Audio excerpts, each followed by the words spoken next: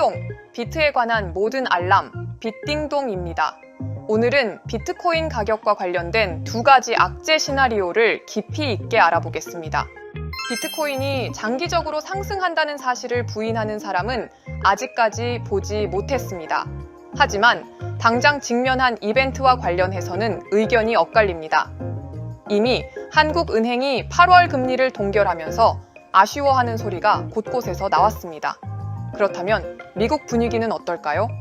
9월에 금리를 인하한다는 것이 정설로 여겨지고 있습니다만 금리가 인하되더라도 과연 얼마나 빠르게 인하되느냐가 더 큰 문제입니다.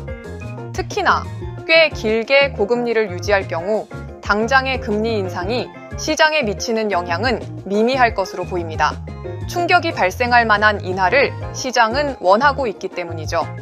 늘 최상의 상황을 기대하며 비트코인에 투자하다 보면 결국에는 하락이나 악재를 버티지 못하고 매도해버리는 실수를 자주 범하는 게 우리의 심리입니다. 따라서 연준이 금리 인하를 예상보다 더 늦게 시작하거나 꽤 긴 시간 고금리를 유지할 가능성도 배제해서는 안 됩니다. 이에 더해 해리스 후보가 대통령이 될 경우 역시 생각해봐야 합니다. 트럼프는 대놓고 비트코인을 지지하면서 크립토 진영의 지지를 이끌어내고 있습니다. 심지어 트럼프가 바이든 정부에 대놓고 들고 있는 비트코인을 절대 매도하지 말라는 이야기까지 했다고 전해졌습니다. 반면 해리스 후보가 비트코인과 크립토에 가혹한 탄압을 할 가능성이 있다는 이야기도 나오고 있는 상황입니다. 카르다노 설립자 찰스 호스킨스는 해리스 후보에 대해 말뿐이고 전혀 신뢰가 없다며 미국 행정부가 지난 3년간 크립토 업계를 잔인하게 학대했다고 주장했습니다. 그러면서 트럼프가 했던 말들을 재조명했습니다.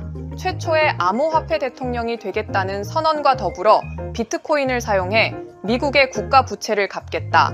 게리 겐슬러 SEC 위원장을 해고하겠다는 말들이었죠. 미국의 대통령 선거일이 가까워지면서 크립토 입장에서는 대선이 천당과 지옥을 결정할 매우 중요한 정치 이벤트가 되어버렸습니다. 미국의 예상보다 훨씬 느린 금리 인하와 해리스 후보의 대통령 당선이 일어날 경우 크립토 업계는 상당한 어려움에 빠질 수 있을 것으로 보입니다.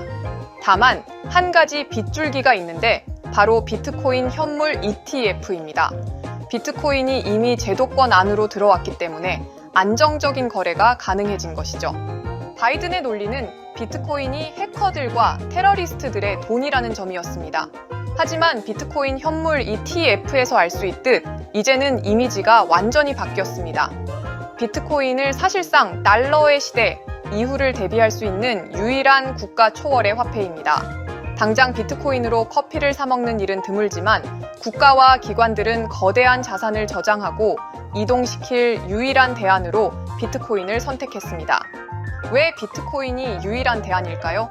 기술로만 보면 알트코인이 훨씬 뛰어나 보이기까지 하는데 말이죠. 의외로 그 이유는 기술에 있지 않습니다. 신뢰에 있습니다.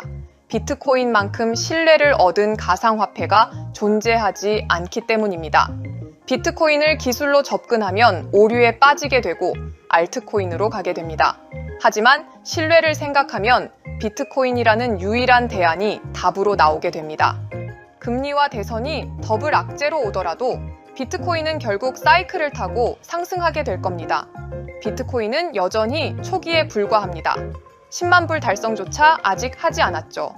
시간은 걸리겠지만 수요 증가와 채굴량 감소로 비트코인은 계속해서 상승할 겁니다. 중요한 것은 우리가 지금 비트코인을 들고 있느냐입니다. 계속 사서 모으고 들고 있어야 합니다. 그래야 미래를 대비할 수 있습니다. 오늘은 비트코인이 직면한 더블 악재에 대해 알아봤습니다. 거래 시 수수료 할인을 받을 수 있는 비트겟, 바이비트, OKX 가입 링크를 영상 더보기란에 남겨놓겠습니다. 모르거나 궁금한 사항 있으면 언제든 댓글로 남겨주시면 답변 드리겠습니다. 오늘 영상이 도움이 되셨다면 구독과 좋아요 부탁드립니다. 감사합니다.